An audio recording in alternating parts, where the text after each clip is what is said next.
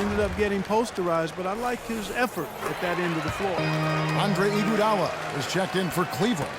He's a dead eye at the line, fellas. Just call him automatic. He doesn't miss many of those. Here's Curry. Got it. Good job in the low post.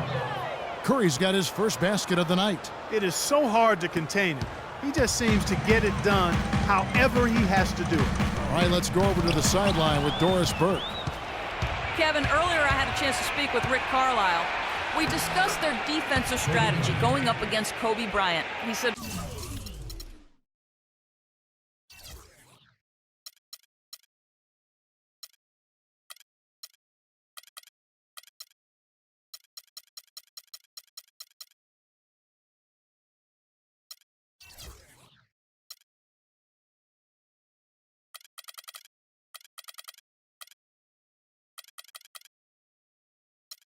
well, he probably has the best footwork of any player in the game. You can't give him any room in his jump shot, but when he's got all those fakes, it's so tough. Guys, he said he knows Kobe is going to get his points. They just want to try to limit his efficiency out there. Guess we'll see how they do. Thanks, Doris. Here's Curry. That's in, coming off an assist from Bryant. And they're nearly perfect from the floor early on. 4 of their first 5 shots they've drained. Looking at Dallas, they took that win in their last game against the Kings.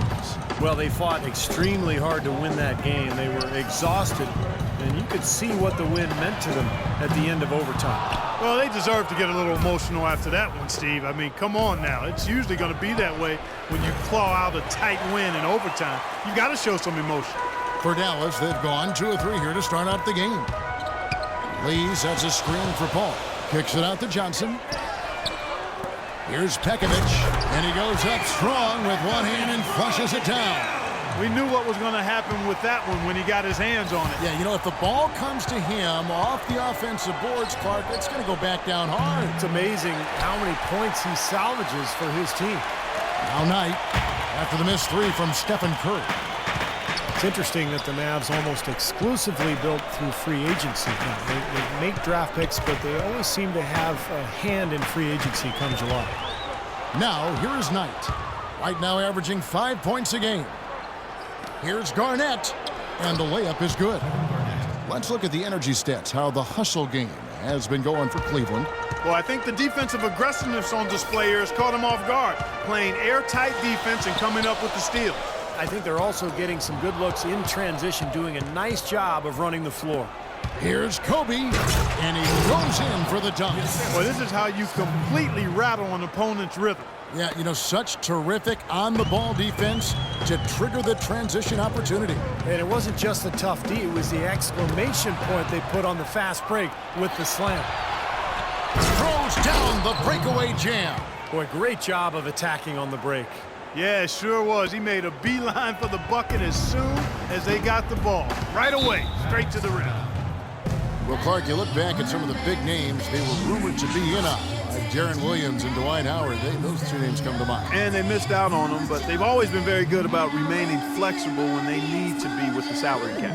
And Dallas calls their first time out of the game. Well, he's got to be disappointed with his team's play over the course of this.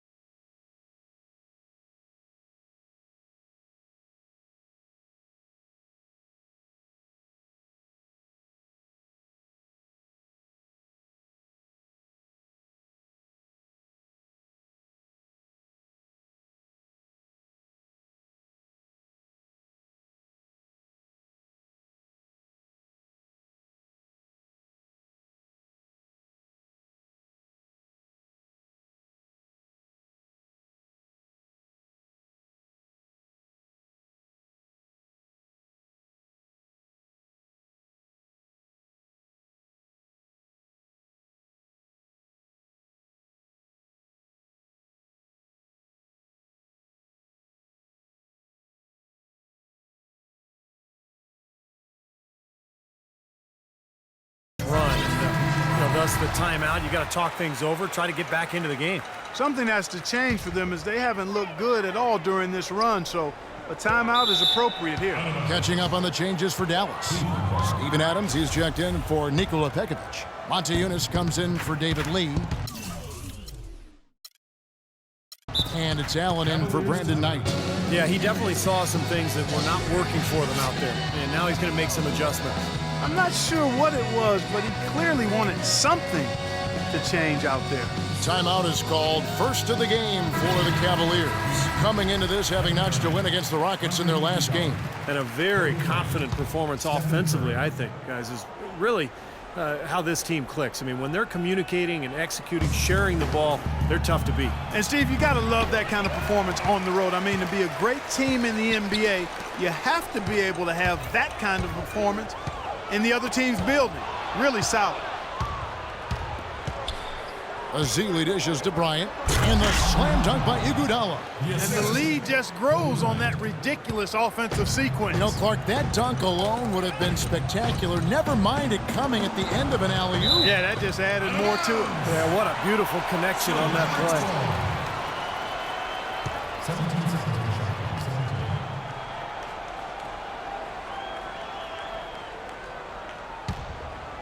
Here's Paul. He's been patient so far, nothing yet on the scoreboard. Out of bounds, Cleveland takes possession. Boy, just a brain cramp, guys. I mean, that should have been the simplest of exchanges. And here's Kobe from the arc. And a great assist by Curry as that one goes in. Curry's got 4 assists in the game. The drive by Paul. They need this. The shot, no good. So Cleveland will take it the other way. And this matchup with Dallas, it's their first meeting of the season. Yeah, they got swept in the 2 games that they played against this club last year. They lost both of them. Huge advantage for them already. And as well as they played at both ends so far, this lead might continue to grow. Allen kicks to Paul. Back to Allen. Lets it go with a 3. It's rebounded by Cleveland. Oh, and there's the alley-oop. Out of bounds, Dallas takes possession. Such a careless pass. You've got to keep your head in the game here. And after just 1 quarter of play, a double-digit differential on the scoreboard. Cavaliers lead by 14.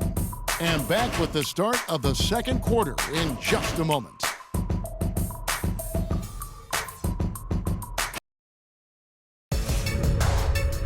Coming up next Wednesday night, April 1st, the Sacramento Kings go up against the Cleveland Cavaliers. You don't want to miss it.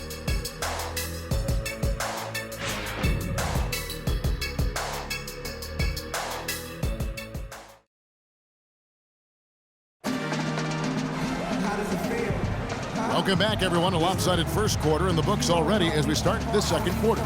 And Steve and Clark, Cavaliers pretty much in control here, it would appear. How about the shooting so far? It's been a clinic out there. They are lighting it up and really creating open looks for each other. Well, Steve, there hasn't been much resistance when they've been on the offensive end, so they've taken advantage of it. And a chance here presented by Gatorade to see who's on the floor, all fueled up and ready to go for the start of the second quarter.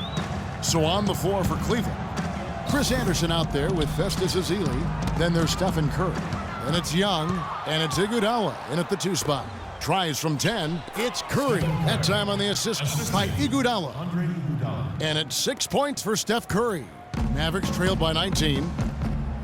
I think for a while, Clark, teams looked at Iguodala and saw his talent and what he could do on the floor, and they wanted him to be a centerpiece. Now that he's been in the league this long, and as a vet, he seems almost better suited as a complementary piece. I wouldn't disagree with that. I mean, not everybody can be the main focal point of a team, and that's no knock on Iguodala. I mean, I think he's terrific. He does a little bit of everything, does it all well, and I understand he's really a high-quality guy and teammate. He's very much more of a playmaker than a scorer, even though he can look dominant with the ball in his hands at times. On Yunus, no luck. The Cavaliers leading by 19. From deep. The rebound by Johnson. Guys, they're looking for a way to score here. Yeah, they've had a tough time getting the lid off the basket so far. And with Iguodala comfortable in his role playing as a sidekick, it makes sense because he modeled his game so closely after Pippen when he was growing up. Very much cut out of the same cloth. David Lee checked in for Dallas. Cleveland also making some changes. Splitters checked in for Azili.